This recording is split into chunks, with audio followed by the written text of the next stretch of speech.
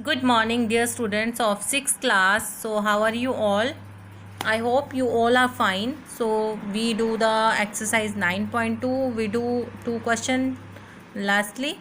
So, today we start the third question. Find x in the each of the following. X हमें x की value निकालनी है इन questions में. ठीक है, तो सबसे पहले हम क्वेश्चन लिखेंगे कॉपी में और ये हमारे पास प्रोपोर्शन दिया गया है. ठीक है, तो इससे हमें x की वैल्यू निकालनी है. तो मैंने आपको कल समझाया था कि जो सिंगल डॉट है इसका क्या मतलब है और ये जो 4 डॉट हैं इनका क्या मतलब है. तो 2 डॉट है इसका मतलब ये है x/4 और 2 डॉट का मतलब है इक्वल टू 44/11. ठीक है, तो एक तो तरीका है x निकालने का कि आप क्रॉस मल्टीप्लिकेशन कर लो. ठीक है, आप क्रॉस मल्टीप्लिकेशन करके इसको कर सकते हो. जैसे x multiply by 11 is equal to 44 multiply by 4. अब ये मल्टीप्लाई में है तो उस तरफ जाके क्या हो जाएगा, डिवाइड में. तो x is equal to 44 multiply 4 ये ऐसे ही रहेगा और ये मल्टीप्लाई का नीचे डिवाइड में चला जाएगा. अब यहाँ पे देख लो क्या कटता है, 11 4 ज़ा 44. सो x इज इक्वल टू 4 4 ज़ा 16 आंसर. ठीक है, ये है आपका आंसर. तो ये है इसको करने का तरीका कि आपने कैसे x की वैल्यू जो है वो निकालनी है. या तो आप डायरेक्ट इसमें product of extreme is equal to product of means. ठीक है, ऐसे भी कर सकते हो, प्रोडक्ट ऑफ एक्सट्रीम और प्रोडक्ट ऑफ मीन करके और फिर ये वाला स्टेप आ जाएगा. देखो यहाँ पे फॉर्मूला था ना, वो product of means is equal to product of extremes. मतलब जो अंदर वाली टर्म को मल्टीप्लाई करेंगे और जो बाहर वाली टर्म को मल्टीप्लाई करेंगे वो इक्वल है. ठीक है, लेकिन मुझे ये थोड़ा आसान तरीका लगता है कि इसमें हमें पता चल जाता है कि कैसे हमें इसके बाद इस स्टेप में चेंज करना है और डायरेक्टली फिर ये क्रॉस मल्टीप्लिकेशन में हो जाता है. तो आपने इसी तरह करने की कोशिश करनी है. जैसे सी पार्ट है 18/x. अगर 2 डॉट है इसका मतलब ये फ्रैक्शन में है इक्वल टू ये फ्रैक्शन में है. ओके, तो हमारी क्रॉस मल्टीप्लिकेशन क्या हो जाएगी, x multiply 15 is equal to 18 multiply 30. Again x is equal to 18 इस तरफ का एज इट इज़ और ये मल्टीप्लाई का इस तरफ जाके हो गया डिवाइड में. तो 15 2 ज़ा 30 और x is equal to 36 answer.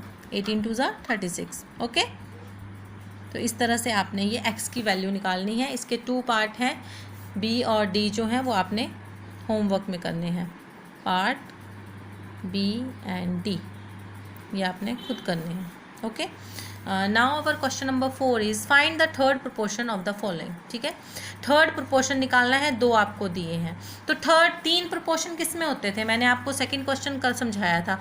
इसमें तो सारी टर्म अलग अलग हैं. ठीक है, लेकिन जो कॉन्टीन्यूड प्रोपोर्शन होता है उसमें 3 टर्म्स होती हैं. जो सेंटर वाली बी और सेकंड और थर्ड टर्म जो होती है वो सेम होती है. मतलब इसमें टोटली कितनी टर्म यूज़ हुई, 1 2 एंड 3 टर्म्स. ठीक है, तो कॉन्टीन्यूड प्रोपोर्शन में जो हमारे सेकंड और थर्ड टर्म है वो इक्वल होती हैं. ठीक है, जो इक्वल होती हैं तो इसका जो प्रोपोर्शन है हमें कैसे निकालना होता है, थर्ड टर्म कैसे निकालनी होती है. तो इसका होता है b². फार्मूला क्या होता है इसका, b² is equal to AC.